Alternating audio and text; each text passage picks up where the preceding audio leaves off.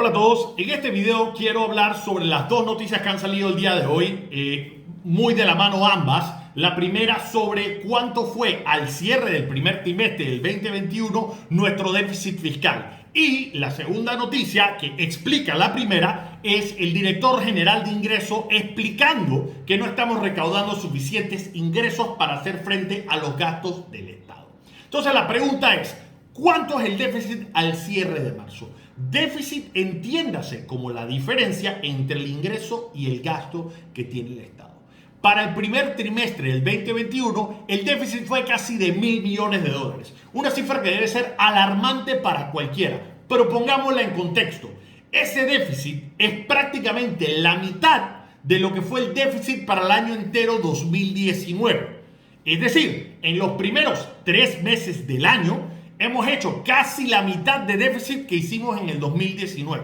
Evidentemente, la respuesta muy rápida, pero sin mucho análisis, es que claro, estamos todavía sintiendo las repercusiones de la pandemia. Pero aquí se escapa un problema muy importante y este video quiero dedicárselo, que dentro de esa simplicidad matemática hay dos errores. El primero, que estamos continuando la ideología y la política keynesiana, es decir, pensar que cuando nosotros tenemos una recesión o una situación donde hay un desaceleramiento económico, el gobierno tiene que salir a actuar y aumentar el gasto. Es un gran error, pero quiero enfocarlo en la parte económica, no en la parte política. Y el segundo es que dentro de ese análisis matemático, que debería ser muy sencillo, hay muchos matices que se pierden. Quiero empezar por esta última parte. ¿De dónde sale el déficit? Bueno, tú tienes los ingresos que percibe el Estado, que son los ingresos, por una parte, tributarios, es decir, que vienen del pago de los impuestos, tanto de persona jurídica como de persona natural, es decir, las empresas y personas como usted y yo. Esa es la mayoría de los ingresos, pero el Estado percibe otros ingresos y es lo que llaman ingresos no tributarios. El gasto vendría siendo los costos de la operación y mantenimiento del Estado, a esto le llamamos los gastos corrientes. Tenemos entonces el pago de intereses, es decir, la deuda no es gratis, evidentemente tenemos que hacer pago de intereses por la deuda de periodos anteriores a la que nos hemos comprometido a pagar, y tenemos entonces el rubro de gastos de capital, lo que llamaríamos en una empresa el CAPEX. Hay que hacer una distinción de qué es un gasto corriente y de qué es un CAPEX. Porque el CAPEX, a diferencia del gasto corriente, en teoría, y digo en teoría porque estamos hablando del Estado y la manera en la que se miden los retornos es un poco diferente, pero si esto fuera una empresa privada, un gasto de capital o un CAPEX son esos gastos que involucran la compra o la adecuación de algún activo. Y entiéndase que activo nos ayuda a generar ingresos futuros. Desde el punto de vista del Estado, el Estado, si bien es cierto, puede invertir en cosas que se pueden considerar activos. Cada dólar que gastamos creando infraestructura vial, transporte público, todas estas cosas que pueden generar de cierta manera un retorno social para el Estado, pueden ser considerados como un gasto de capital. Es decir, todos los gastos que sean infraestructura pública y que sea una cosa que va a aumentar el nivel de ingresos del país, ya sea directa o indirectamente, se considera un gasto de capital. Gasto corriente son los otros gastos, son los salarios, son los alquileres que tiene el Estado, son los costos de operación y mantenimiento del Estado. ¿Por qué hago esta distinción? Y esta distinción es importante. Cuando nosotros hablamos de que hay un déficit, quiere decir muy sencillamente que hay más gasto de lo que hay ingreso. Si nosotros tuvimos ingresos por 10.000 y nosotros tuvimos gastos por 12, tuvimos entonces un déficit de 2.000. Aquí hay dos cosas. La primera es que ese gasto de 2.000 adicional o ese déficit de 2.000 adicional en una empresa simplemente no se pudiera pagar. Si uno está haciendo un presupuesto, uno presupuesta que hay una de dos. Ese dinero va a tener que salir de deuda o va a tener que salir de patrimonio de los accionistas. Lo ideal para una empresa que ya no está en una etapa de crecimiento, es decir, que ya no está, ya es una empresa madura, es una empresa que está en el Estado, ya es una empresa que está en el mercado, es una empresa que ya está generando flujo, hay que tratar de ver que siempre que el presupuesto no dé negativo. Y se van a hacer todas las adecuaciones necesarias para que ese sea el caso. Cuando estamos hablando del Estado, eso no es así, porque el Estado no se maneja como una empresa. El Estado, por diferentes razones, evidentemente está a veces en esa necesidad de correr déficits, pero lo que hace el Estado es tratar de limitar ese déficit. Es decir, vamos a corrernos un déficit, pero vamos a hacer que el déficit no sea más de cierto por ciento del Producto Interno Bruto, que no sea que la deuda, que es básicamente el déficit acumulado, sea tanto porcentaje del Producto Interno Bruto. Y de esa manera estamos limitando el déficit. Eso en Panamá se conoce como la Ley de Responsabilidad Social Fiscal. La Ley de Responsabilidad Social Fiscal, que se hizo desde el tiempo de Mireya Moscoso, cada año ha tenido un plan y en los últimos años se ha modificado en múltiples ocasiones. En lo que nosotros hemos tratado de hacer es subir el límite del déficit permitido. Es decir, si el déficit para un año en particular tenía que ser 1% del Producto Interno Bruto, y esto ha ocurrido en varias ocasiones de la administración de Ricardo Martinelli y en varias partes de la administración de Juan Carlos Varela, que es más reciente y que tal vez muchos recordarán, se tuvo que hacer modificaciones. Muchas de esas veces habían sido porque, bueno, teníamos alguna justificación, ya sea porque tuvimos una inundación o un desastre natural, eso lo contempla la ley, entonces se pudo por ahí, de cierta manera, colar el aumento en el déficit. Pero no hablemos de la parte política, hablemos de la parte estrictamente económica. ¿Todo déficit es malo? Bueno, la primera pregunta que yo haría, independientemente de su ideología política, es: ¿el déficit está siendo causado por qué? Tienes ingresos y tienes gastos. ¿Cuáles son los gastos que estamos financiando? ¿Estamos acaso financiando infraestructura pública? Porque podría inclusive haber un argumento en el que uno podría decir, bueno, lo que pasa es que estamos con un déficit y por ende aumentando la deuda porque estamos creando una nueva línea del metro, porque estamos invirtiendo en hospitales, porque estamos invirtiendo en escuelas. Entonces, de cierta manera, por lo menos a nivel cualitativo, se podría de cierta manera justificar un pequeño déficit. Por supuesto que dentro de los parámetros que percibe la ley. Uno podría decir, Panamá no está todavía a ese nivel de otros países que ya están mucho más desarrollados, justificar que tengamos un superávit fiscal. Es decir, el caso inverso al déficit, en donde tenemos más ingresos que gastos. Nosotros todavía podríamos argumentar de cierta manera, no es mi postura personal, pero uno podría argumentar de que, bueno, Panamá todavía está en una situación que hay muchas carencias, tanto de infraestructura que necesita la empresa privada para poder seguirse desarrollando y para cerrar de cierta manera las brechas y los gaps sociales que existen. Entonces, hay cierta justificación ideológica para ese déficit y la pregunta se vuelve ¿de cuánto? Pero ahí estamos hablando específicamente que el déficit se genera por el gasto de capital. Es decir, por esos activos en los que está invirtiendo el Estado. Si nosotros nos vamos, por ejemplo, al balance del año 2020, es decir, cierre de 2020 comparado contra el 2019, el déficit para el 2020 fue una locura, fue 5.3 mil millones de dólares, que es 10% del Producto Interno Bruto. Si el máximo que nos permitía la Ley de Responsabilidad Fiscal era 2% del Producto Interno Bruto, estamos hablando que nos pasamos en 5 veces. Es decir, nosotros recaudamos aproximadamente 9.7 mil millones de dólares y tuvimos de gastos totales 15 mil millones de dólares. ¿De dónde salieron esos gastos? Bueno, en cierta manera, una de las cosas que se podría argumentar cualitativamente, bueno, se usó para gasto público para mejorar la economía. Este es el argumento keynesiano del que le estoy hablando. Y echemos un poco para atrás para explicar el argumento keynesiano que está drásticamente mal. Ya lo tenemos requete demostrado. No entiendo por qué todavía lo seguimos usando, pero es muy fácil para un político, indistintamente del partido, caer en la falacia de que hay que actuar con el método keynesiano.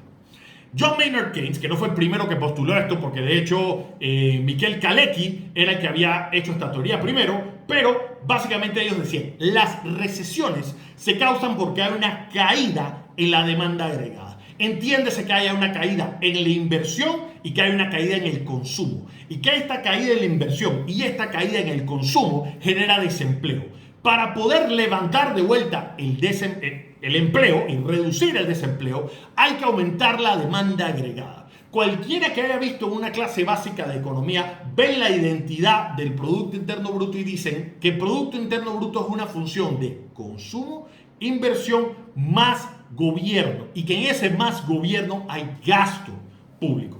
Entonces lo que decía Keynes era muy sencillo. La matemática es, si consumo cae 2, inversiones cae 2, para mantener el mismo nivel de Producto Interno Bruto, el gobierno debe meter 4. Y con eso entonces equilibramos y balanceamos. Y el propósito de esto es de cierta manera preservar los empleos o de cierta manera tratar de que el desempleo no sea tan alto. Aquí hay un problema drástico y fundamental.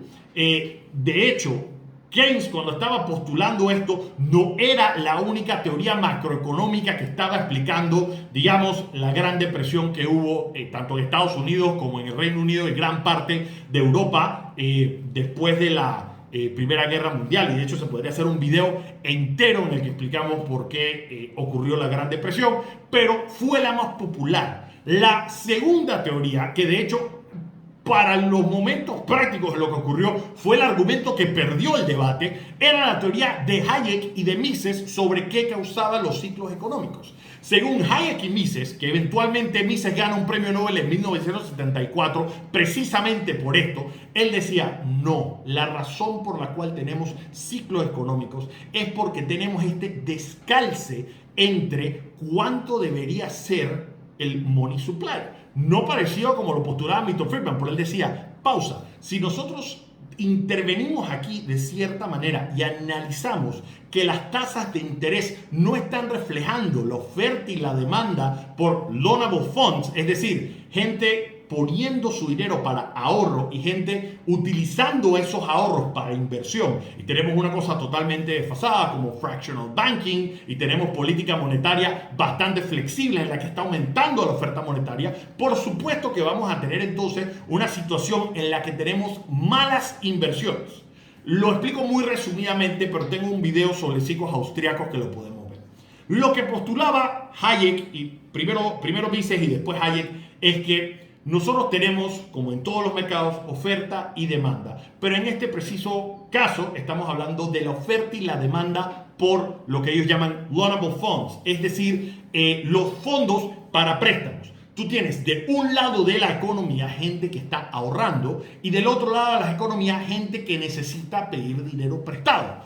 Entre esa oferta de dinero y demanda por el dinero se saca un precio y ese precio es la tasa de interés para pedir dinero prestado. Entonces, ¿qué es lo que postula Hayek? Que es drásticamente diferente a lo que postulaba Keynes. Y aquí está el error fundamental de Keynes.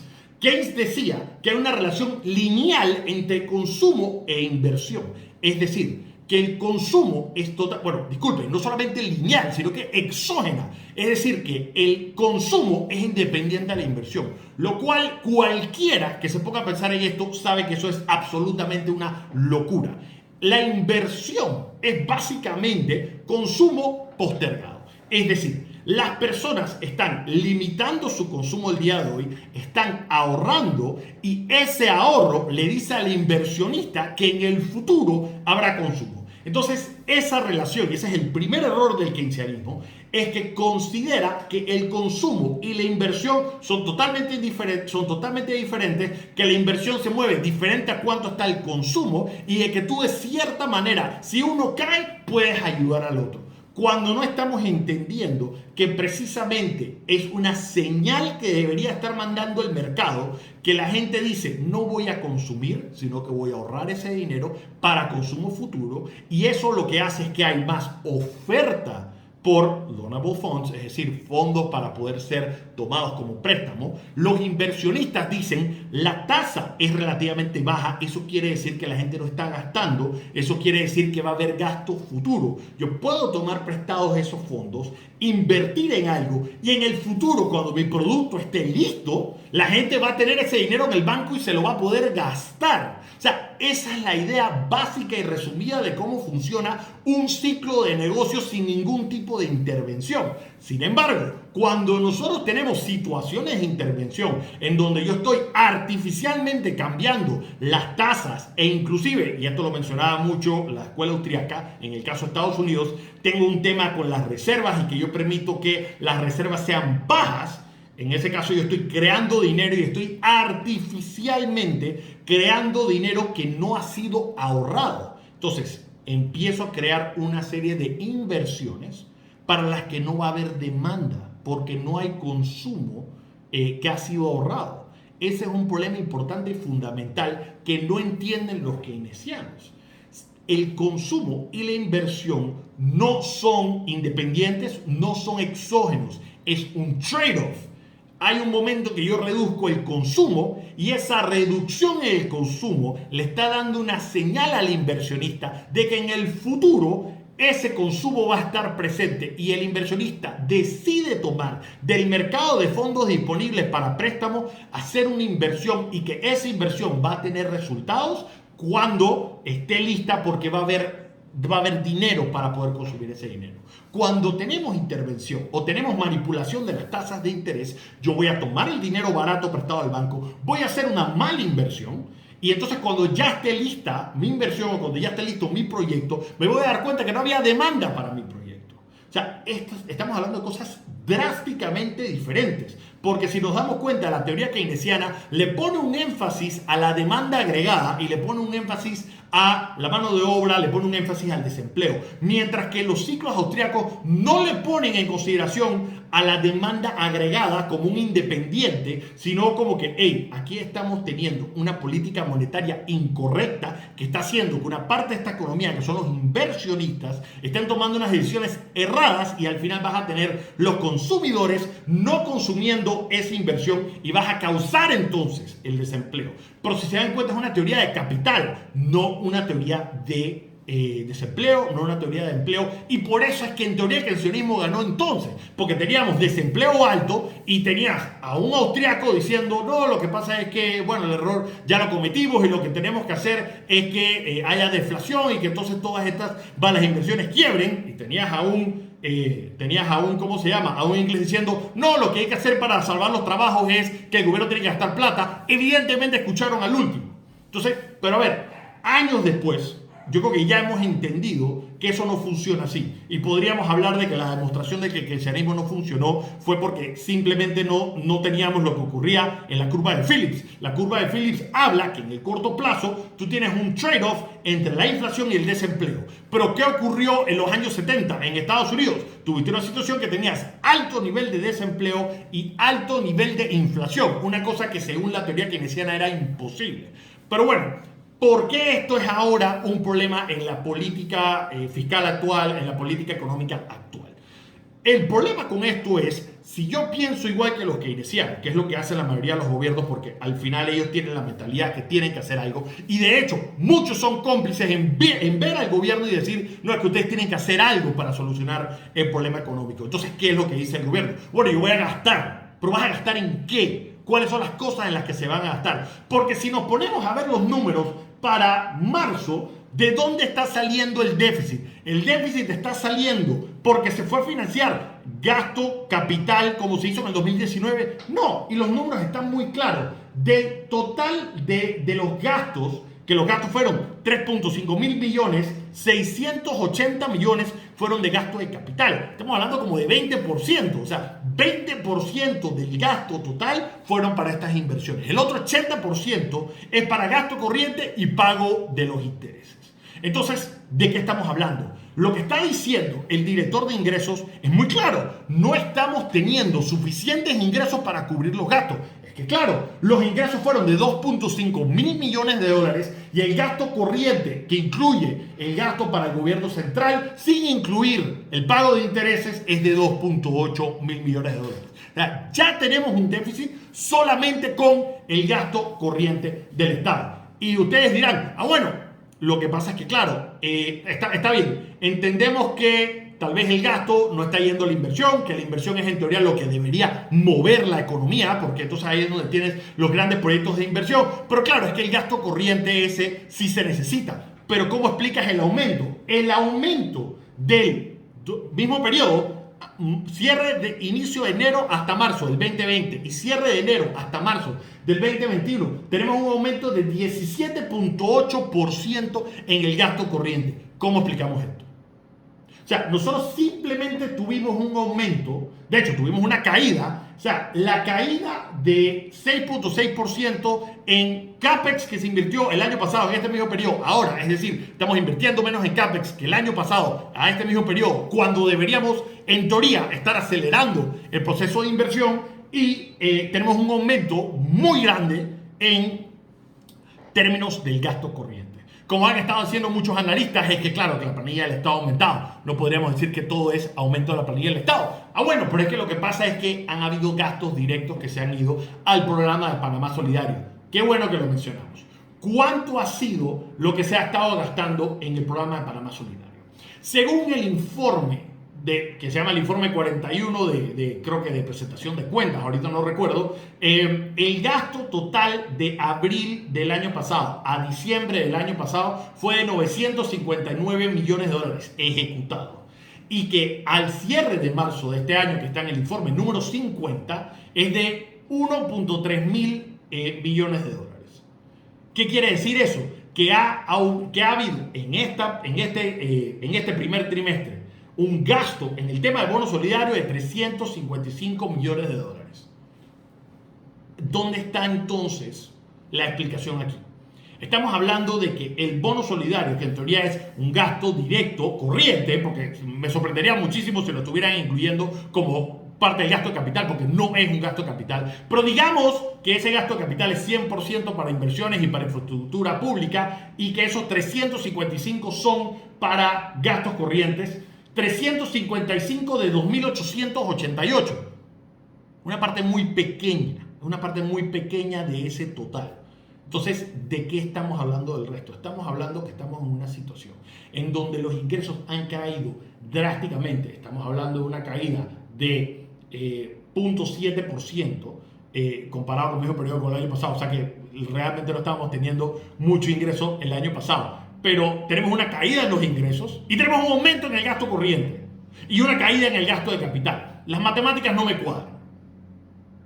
Y vuelvo y repito, este video es un video estrictamente económico, estrictamente de análisis. Bien podría estar leyendo el balance fiscal de Paraguay o de Brasil o de Estados Unidos haciendo exactamente el mismo análisis. Pero el tema es que si nosotros estamos pensando que a punta de gobierno nosotros vamos a salir de la recesión, estamos en un problema totalmente errado. Estamos en una situación totalmente contraproducente. ¿Qué están hablando muchos políticos ahora? Hay que extender la moratoria, hay que ver de qué manera el gasto público sigue aumentando. Es un error. Están hablando de que quieren aumentar los impuestos.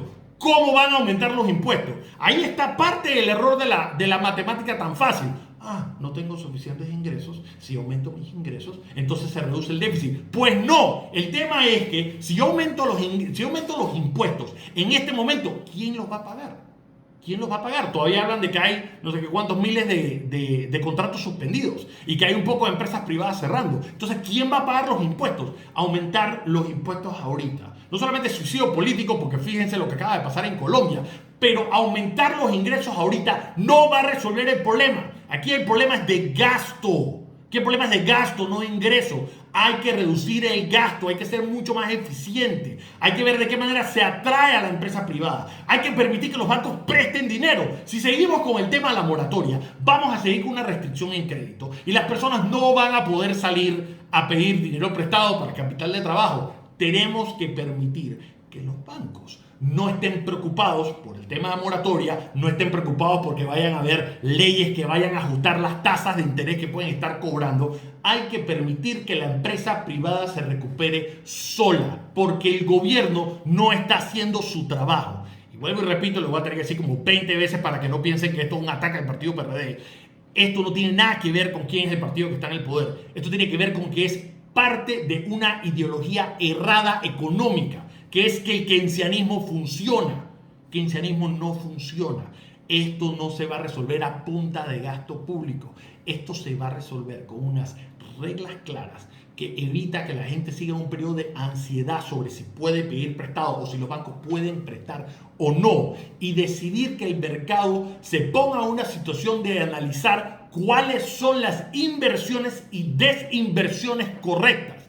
Tiene que haber una situación en que la empresa privada diga: estas cosas se van a vender, estas cosas se van a reestructurar, estas cosas son hacia dónde vamos a apuntar. Pero eso no está claro en un ambiente macroeconómico donde tú tienes al gobierno diciendo que va a crear ciertas leyes para extender la moratoria, extender los plazos y que tal vez vuelvan a cerrar y que tal vez vuelvan a hacer cosas. Lo que se necesita ahorita mismo es un análisis claro pero sencillo de los números. Los números no dan no porque no hay suficientes ingresos, sino porque hay demasiados gastos.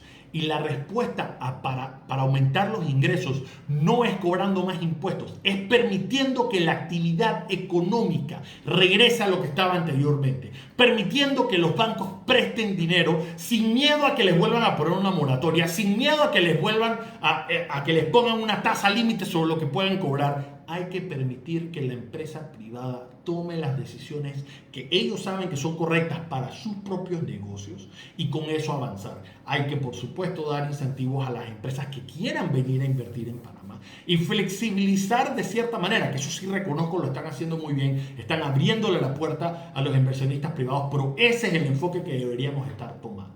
Espero que mi análisis les haya sido de utilidad. Si tienen cualquier pregunta, por supuesto que la pueden hacer aquí en mi canal de YouTube y nos vemos en la próxima.